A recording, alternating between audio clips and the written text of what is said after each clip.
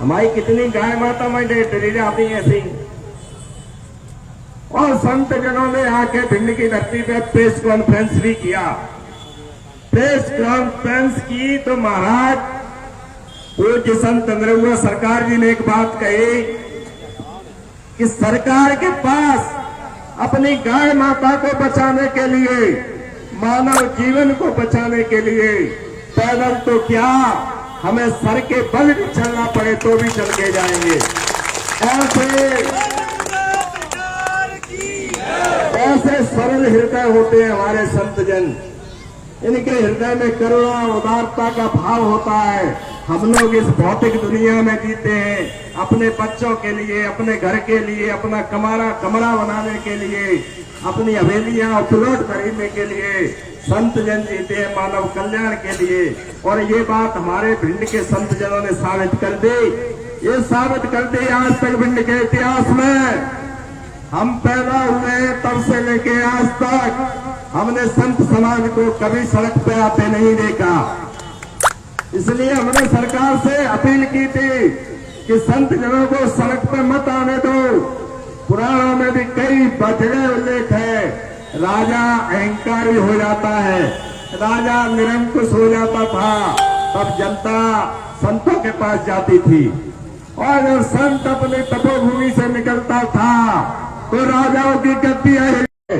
आने वाले कल के बाद यह आंदोलन इतना बड़ा होगा, यहाँ से लेके ग्वालियर तक, यहाँ से लेके इटावा तक, भिंड के 400 गांव में हर सड़क, हर हाईवे पर ग्वालियर भिंड हाईवे की गूंज सुनाई देगी।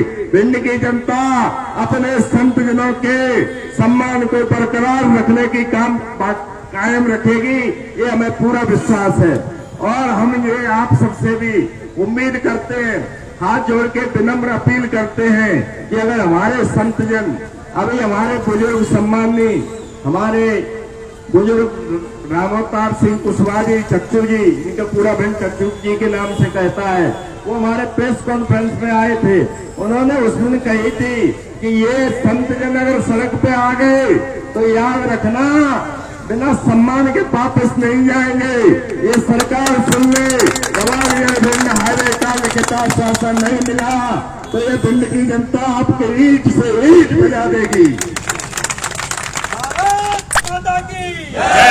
जय श्री राम, जय श्री राम।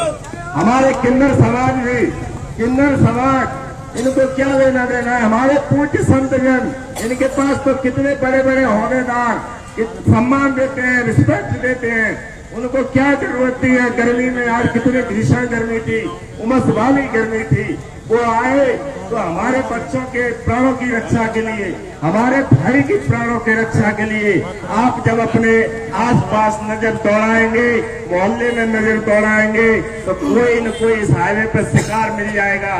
जिसके घर का चिराग बुझता है उस पत्नी से मैंने पहली बार साक्षात्कार किया। महाराजपुरा में एयरफोर्स में एक नौकरी करता था एक जवान, वो गया बटेश्वर और मितावली पड़ावली घूमने और मालनपुर के पास उसका हादसा हो गया और वो खत्म हो गया। ये 3-3.5 साल पुरानी बात है। उनको क्वार्टर दे दिया गया, यहाँ एयरफोर्स पे बच्चे पढ़ रहे थे। अभी कुछ 3-4 महीने पहले हमारी एक ट्रांसपोर्ट कंपनी है छोटी सी, जो फौजियों के घरों को भेजती है। हम उनके घर पे जब सामान के लिए गए, उनका सामान जब थोड़ी गाड़ी में लोड हो गया, जब वो पत्नी अपना एक बच्चा 11वीं में पढ़ रहा था, एक बच्ची थी उसकी, वो 7वीं में पढ़ रही थी, सब सामान लोड करके और वहाँ रायबरेली अपने गांव के लिए जा रही थी, तो वहाँ टकरा के रोई और रोई इतने, उसके आंसू देखे नहीं गए, मैं खुद उस समय रो गया।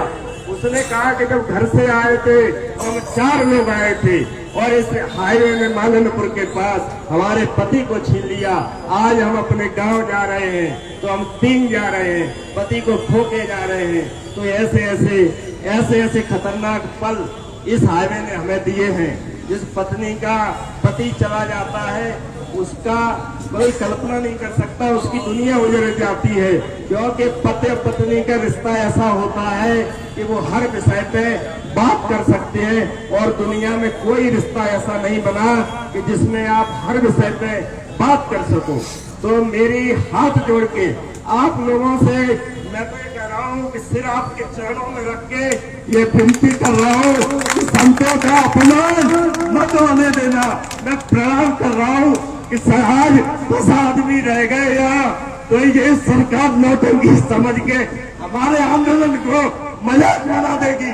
मैं प्रणाम कर रहा हूँ अपने सभी समाजों के चरणों में, हमारे संत जनों का अब अपमान मत होने देना।